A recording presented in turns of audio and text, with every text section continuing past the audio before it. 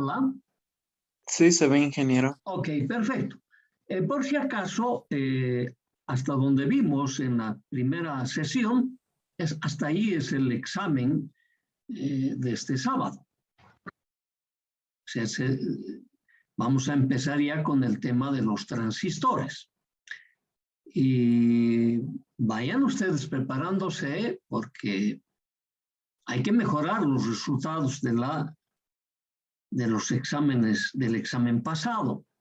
Quiero recomendar, mejor dicho, aquellas personas que han dibujado o que han escrito, por empezar, con una letra que parece más jeroglíficos que letras. Es complicadísimo entenderlo.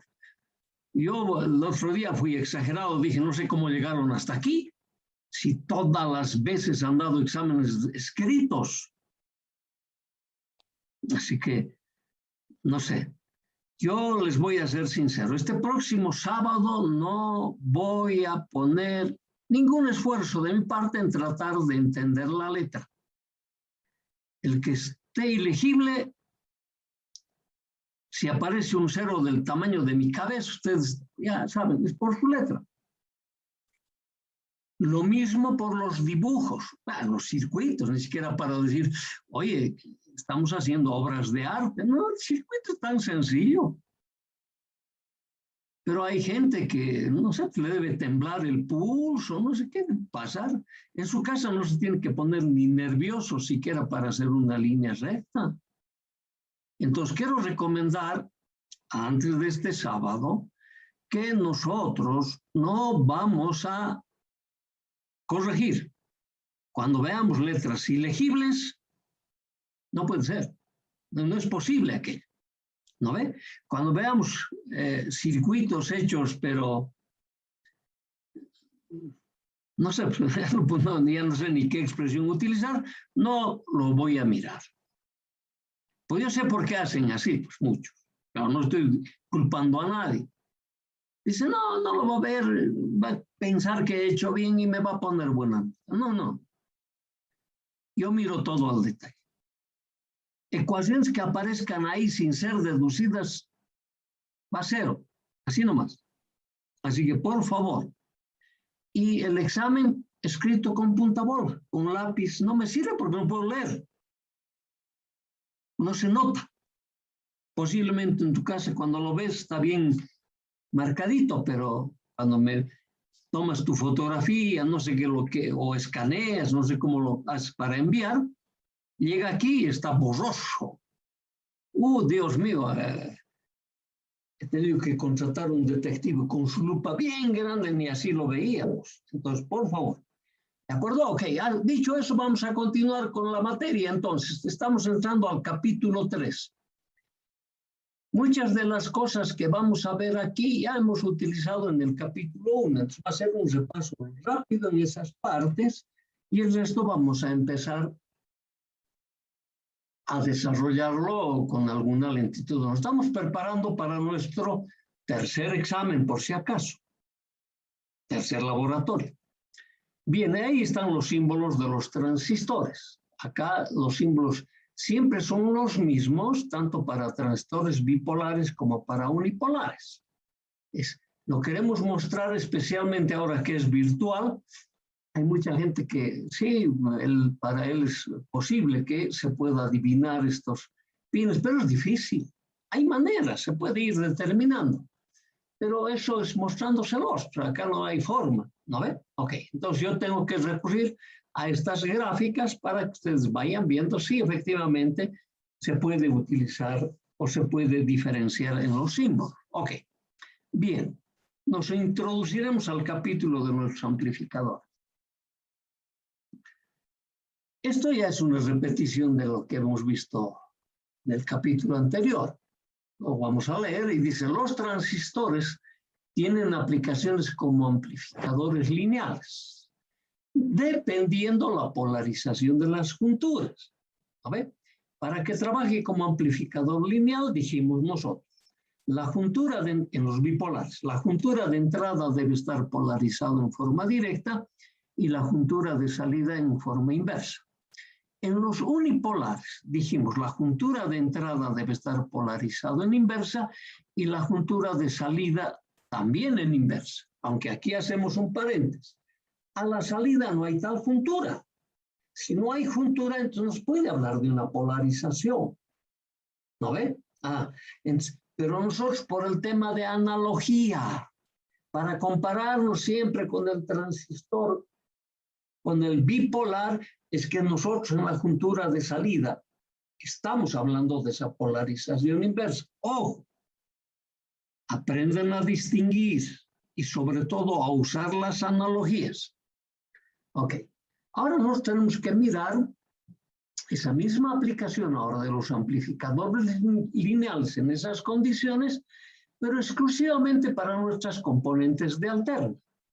Para desarrollar nuestras componentes de alterna, estos dependen fundamentalmente del tipo de polarización que se han aplicado a los dispositivos, en nuestro caso, a los transistores. Ok. Ya sabemos además que tenemos dos tipos de transistores. Transistores cuyas corrientes de salida están siendo controladas por unas corrientes de entrada o transistores cuyas corrientes de salida están siendo controladas por una tensión. Eso ya lo tenemos que tener claro. Ok. Ahora, lo otro que tiene que quedar claro en nuestras definiciones es que nosotros, por las señales de alterna reducidos que ponemos en el circuito de entrada, en la zona de utilización de las características del transistor, tanto en la región de entrada como en la región de salida, se está desarrollando en sus zonas lineales. Esto es importante, ¿no es? Entonces, es lo que estamos diciendo en esta zona, en esta filmina, en la zona lineal. Entonces, en la zona lineal que ha creado la polarización, nosotros estamos desarrollando las componentes de alterna.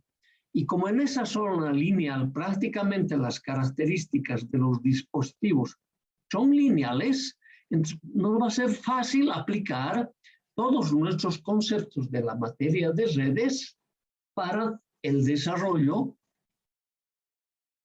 de los parámetros del amplificador. Claro que en principio tengo que desarrollar los parámetros del transistor. Ok. Los transistores, por si acaso, son dispositivos de parámetros distribuidos que nosotros, vía esta polarización, los tenemos que transformar en dispositivos que sean de parámetros concentrados. No te olvides esa diferenciación que hacemos en cuanto a los parámetros de un dispositivo que tiene parámetros distribuidos a un dispositivo que tiene parámetros concentrados. Normalmente eso se viene a conocer con el nombre de circuitos equivalentes. Ahí. No nos olvidaremos. Ok. Ahora, lo que sí, nuestra componente de alterna, especialmente en el circuito de entrada, luego veremos en el circuito de salida, es que la componente de alterna no tiene que cambiar el tipo de polarización que fue fijada por la componente de continua. ¿No ven? Ok. Eso es importante. Lo otro que, para recordar, eso ya lo habíamos mencionado también en el capítulo 2, es que los transductores de entrada y el transductor de salida, para acoplar a los amplificadores, nosotros tenemos dos tipos, acoplamientos de alterna y acoplamientos de continua. ¿No ven? Los acoplamientos de continua todavía no estamos utilizando, ya los vamos a ver muy pronto. Por ahora nosotros tenemos que utilizar nuestros acoplamientos de alterna. Y ese acoplamiento de alterna se lo puede hacer con elementos inductivos o elementos capacitivos. Luego dijimos, por la baja frecuencia que corresponde a la audiofrecuencia, rango en la que nosotros estamos introduciéndonos a la electrónica, dijimos los acoplamientos inductivos no son posibles. ¿no ve? Porque nos da como resultado un inductor que va a tener que tener muchas espiras, o sea, muchas vueltas de alambre, y un excelente entreyeso para tener una buena respuesta en frecuencia, tema que todavía no conocemos. En cambio, los condensadores en ese sentido van a ser de dimensiones muy reducidas y van a tener una buena respuesta en frecuencia.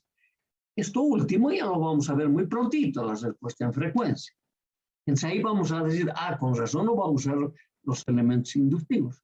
Por ahora lo podemos tomar como hipótesis, que los acoplamientos tanto en el transductor de entrada y en el transductor de salida al amplificador tienen que ser del tipo capacitivo, o sea, acoplamiento de alterna. No olvidar. Ok. Entonces, además, ya en el capítulo 2, hemos establecido un circuito básico, ¿no ven? Y allá pese a que no hemos mostrado todavía la manipulación de este circuito, algo para componentes de continuo sí hemos mostrado, pero no hemos mostrado la manipulación para componente de alterno.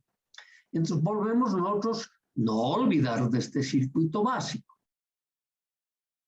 Y hemos dicho nosotros además que por la manera o por la forma o por la información que nos entrega el fabricante en su hoja técnica de los transistores, ¿no ve? Hoy en día el fabricante solo nos entrega información en la topología emisor común, y nos obligan a utilizar, pero no el fabricante, sino las aplicaciones en las topologías colector común y base común, pero también en la de emisor común. Entonces nos obligan en las otras topologías, por lo tanto yo tendré que modificar los parámetros del transistor dados en la topología emisor común para cuando tenga que aplicar en base común o en colector común. Y ya veremos también esa aplicación. No es nada complejo. Entonces, por ese hecho es que nosotros en esta parte estamos diciendo, recordar esta topología. Recordar esta topología.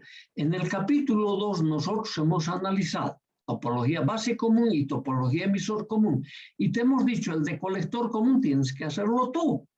Ya te han analizado dos topologías, es lógico que tú analices una. De esa manera tú vas a lograr dominar. Ahora, en este capítulo yo voy a analizar una sola topología, la de emisor común, y te va a tocar hacer a ti en dos topologías. Entonces, claro, eso tiene que ser siempre así. A medida que vamos conociendo cada vez más al dispositivo, tenemos que tratar de dejar que tú empieces a tener autoformación, ¿no? Claro, eso hay una analogía que se establece cuando tú eras bebé, ¿no? Hasta cierto punto te facilitaron la forma de alimentarte. Y cuando llegaste a una determinada edad, te han cortado esa forma fácil de alimentar. ¿No ve? Es lo mismo que estamos haciendo ahora. De a poco. Tú vas a tener que tomar este camino. Ajá. Entonces yo estoy procurándote dar todos los elementos que son necesarios para encarar un estudio o una formación a cuenta propia. Ok, entonces recordamos este modelito, no te olvides. Para la otra topología de ese transistor, para la otra estructura del transistor, este es para la estructura NPN y este es para este PNP y este es para la estructura NPN, las dos estructuras. En el transistor bipolar sería para canal N o canal P. FET. Para el MOSFET, canal N y canal P, de inducción o de flexión, ¿no? Tendríamos siempre en forma permanente dos estructuras. Pero para nosotros, para encarar el estudio, nosotros dijimos, es independiente de la estructura. Aquí echamos mano a la teoría de los cuadripolos. Aquí vamos a volver a recordarse esa bendita teoría.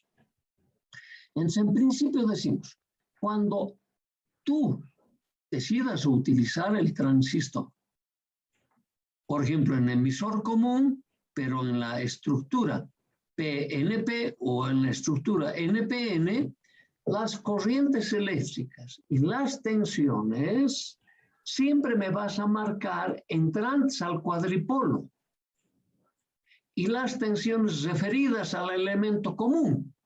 Y para nosotros momentáneamente esas corrientes y esas tensiones son positivas hasta que tengamos que poner las polaridades correctas. Y a eso ya sabemos, acá ya no lo vamos a repasar, te lo hemos enseñado en dos topologías.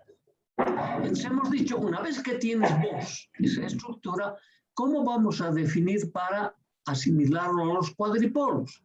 Entonces dijimos, de las 4 variables que tiene un cuadripolo, 2 de ellas vamos a tomar como independientes y las otras 2 como dependientes. De ahí vamos a tener un sistema. Entonces, por ahora te estamos repitiendo para este transistor en la topología emisor común. Los parámetros independientes son la corriente de base y la tensión colector-emisor. Y el dependiente es la corriente de colector y la tensión base-emisor. ¿No ve? Entonces, justo 2 parámetros. Y hemos dicho, después vamos a volver a mostrarte, hemos dicho que este tipo de parámetros nos da un equivalente a parámetros H, parámetros híbridos, hemos llamado. Ok, ¿qué es lo que vamos a hacer? Entonces, estamos recordando, porque esto ya lo hemos hecho.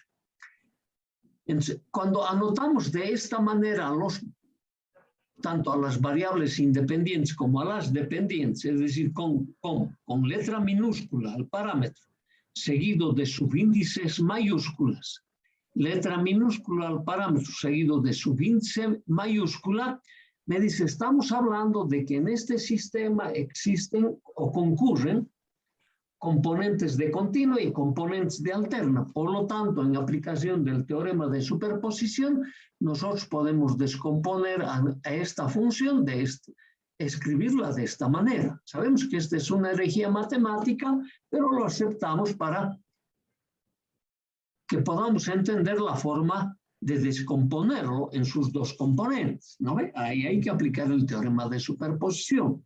Las condiciones tú ya las sabes, las tienes que anotar. Aunque yo sigo recomendando, pero aquí nadie me anota. Pero esta ha sido la última vez, hemos dicho ya 9. Entonces, listo, una vez hecho eso, lo puedo escribir para las componentes de continuo. Ahí están las 2 ecuaciones. La ecuación de salida y la ecuación de entrada para las componentes de continuo. Y por la forma de anotar, ya todo está en mayúsculas, seguido de subíndices mayúsculos. Luego, para las componentes de alterna. Ahí están las 2 formas, ya son solo para elementos en minúsculas. A esta diferenciación nos tenemos que acostumbrar. Porque todos los circuitos están normados. Cuando no aplicas tú la norma, tienes que preguntar, soy tu circuito, ¿para qué me has dibujado? ¿Para la continua o para la alterna? Y si no lo tienes al lado, dices, esto yo no puedo hacer. No. Todos tenemos que ir vía la norma. Si cumplimos la norma, no necesitamos preguntar. Automáticamente miras la anotación y dices, esto está hecho para algo. A no ser que él te anote explícitamente, ¿sabes qué? Yo estoy utilizando esta cosa, pero para esto. Hay muchos que utilizan para las componentes de continuo esta nomenclatura, pero lo tienes que anotar. Si no lo anotas, listo, la he equivocado, te lo van a tachar. No olvidar, no olvidar. Perfecto. Y también recordar esto que estamos en nuestra filmina en verde. Nosotros hemos dicho, el tratamiento de nuestros componentes, de los transistores por ahora, antes eran de los diodos, es para señales pequeñas, donde las componentes de alterna nunca cambian el tipo de polarización. Eso también lo tienes que anotar. ¿Lo ven? Ok. Seguramente vas a tener aplicaciones donde te van a cambiar el tipo de polarización. Si es así, lo tienes que anotar. O sea, es importante. Claro, te tienes que acostumbrar. Porque, claro, no será por ahora, pero ya estás aprendiendo, ¿no ves? Estás empezando a presentar preinformes de laboratorio. Más después, cuando termines esto, donde tú trabajes, te van a obligar a que presentes informes. Y si tus informes no son los adecuados, el que oficie como jefe tuyo te los va a rechazar. Y lo primero que te va a decir, oye, Chango, no sabes hacer un informe. Es claro, en ese momento se acuerdan y dicen, ya había un docente que era más hincha, molestoso como él solo. Quería que escribamos. Ah, era para esto. ¿Seguros? Todos tenemos que hacer eso. Ok. Estamos recordando el transistor con señal y polarizado. Nuestros dos modelitos. Ya vamos a procesar a los modelitos. Ahora ya tiene solo para el transistor, ¿no ve? Primero, para los 4 parámetros o 3 parámetros de tensión. Es la tensión colector-emisor, la tensión emisor-base y la tensión colector-base. Y ahí están los parámetros. Para escribirlos para componentes de continuo y componentes de alterno. Lo mismo para las 3 corrientes. Ahí están las 3 corrientes. Ok. Entonces me dice, aquí en el circuito de entrada voy a tener una variable total, es una B minúscula seguido de un subíndice mayúscula.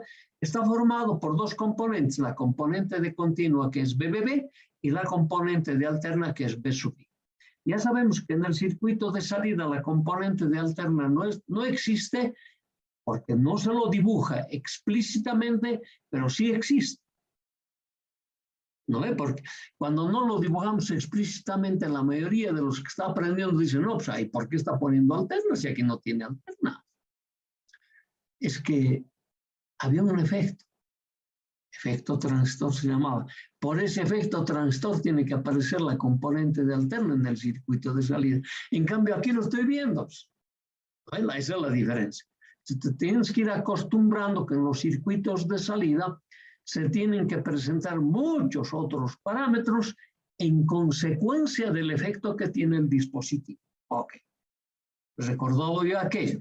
Entonces, mi componente de alterna en la entrada va a ser B sub I igual B y M coseno omega de T. Esta es la componente máxima, positivo o negativo, que tiene la componente de alterna. Ok. Esta aclaracióncita es buena. Las tensiones y corrientes utilizan la notación de variables totales. No olvidar. Eso ya lo hemos venido a... Ya no lo vamos a volver a recordar seguramente como definición, como lo hicimos en el diodo, lo recordamos en la polarización, o de repente en algún momento lo escribimos. En función ahora de las ecuaciones y además de la ecuación de entrada en el transistor. A ver, B sub T, que es la tensión que estás aplicando, va a ser igual a I de base por el RB más la tensión base emisor. Entonces, reemplazando tus ecuaciones de la forma como lo hemos anotado en la filmina anterior, tú vas a poder descomponer en su componente de continuo y en su componente de alterno. Con la componente de continuo vas a poder hacer tu recta de carga de continuo, con la alterna vas a poder hacer tu recta de carga con alterno, que lo vamos a repasar también. Entonces, para eso despejábamos las corrientes, tanto para continuo como para alterno. Y vos considerabas aquí 2 puntos para las rectas de carga, lo mismo aquí, en la componente de alterna. Pero es importante esta anotacióncita que hay acá. ¿No? Esta tensión base emisor en la ecuación de alterna se desprecia porque es una variación demasiado pequeña. ¿No ven? Y empiezas a recordar, claro, para eso me he hecho construir una tablita. Ese rango de variación está dentro del 0,2 de voltio para transistor de silicio o germanio, está dentro de ese rango. ¿Cómo lo hemos visualizado? En esta construcción que estamos queriendo recordar. Entonces dice, la tensión de entrada te conviene escribirlo de esta manera. Estas formas de escribir en el circuito de entrada te permite establecer una cosita que es importante y te dice, la tensión base emisor y la corriente de base están en fase en el circuito de entrada Y estos están en fase con el generador de tensión del circuito de entrada. Es importante a qué. Te vas a ir acostumbrando de a poquito. En el circuito de salida es exactamente lo mismo. Lo pasamos un poco rápido porque esto ya lo hemos visto. Entonces, quiero volver. Estas dos ecuaciones, la de continuo y la de alterna, te permiten construir la recta de carga en el circuito de salida para continuo y alterna. Pero esta de alterna tiene una interpretación que no tienes que olvidar. Aquí precisamente está el famoso efecto transistor. Porque si te fijas, para tu componente de alterna, en tu función es esta igualado a 0. Claro, porque estos componentes de alterna están viniendo como consecuencia del efecto transistor. En cambio, aquí no están igualados a 0. Esto tiene una razón, ¿no ve? Entonces, lo primero.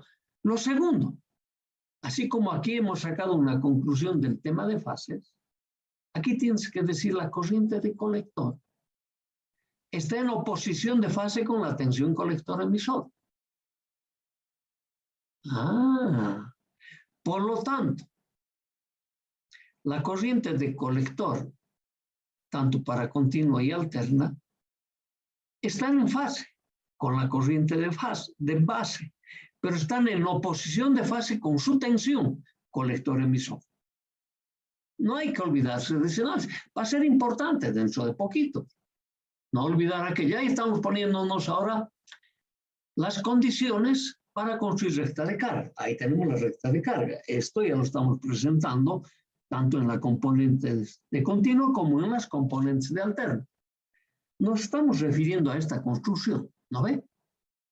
Es esta la recta que hemos definido en estas condiciones para el circuito de entrada. Y esta es la recta que hemos definido en estas condiciones para el circuito de salida, recta de carga de continuo.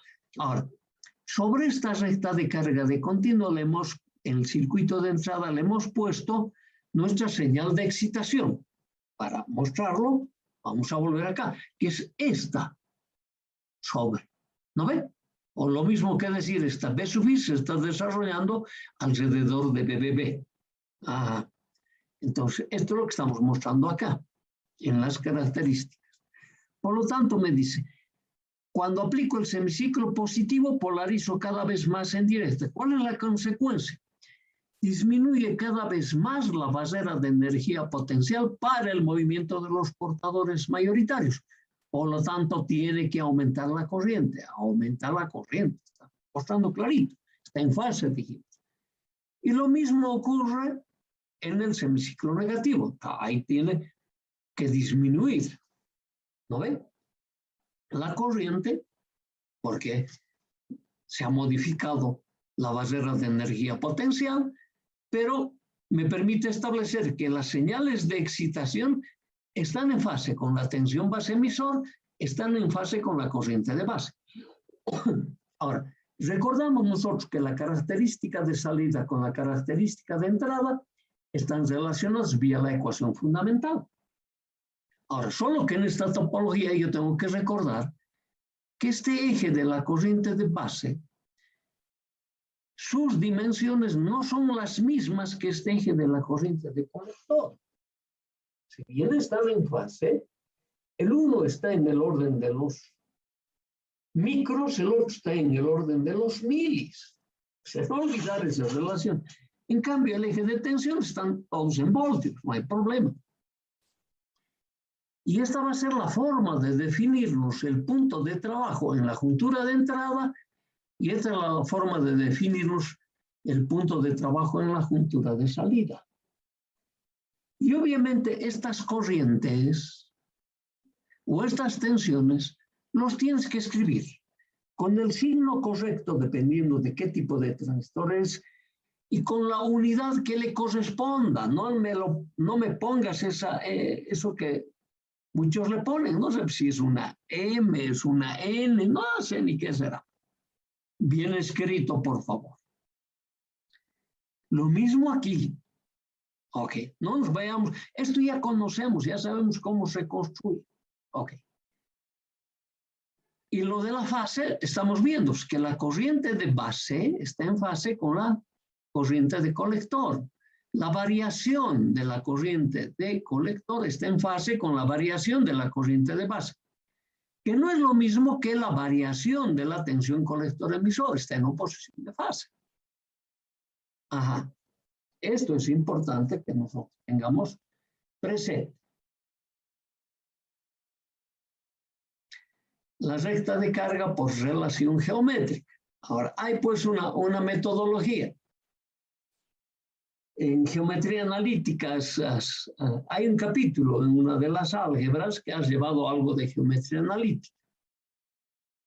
Eso que has llevado te permite construir lo mismo, esta recta de carga. Para geometría, tú no pones corrientes, pones X y S. Esas eran las funciones, más o menos una función de este tipo. Y menos Y1 igual a M por X menos X1, donde M es la pendiente de la recta de carga. Ok, esto solo a manera de repaso te lo he puesto para que te acuerdes. Y aquí te lo identifico como nosotros definimos en la materia de electrónica 1 los puntos X, Y1, X, X1 y X para que puedas construir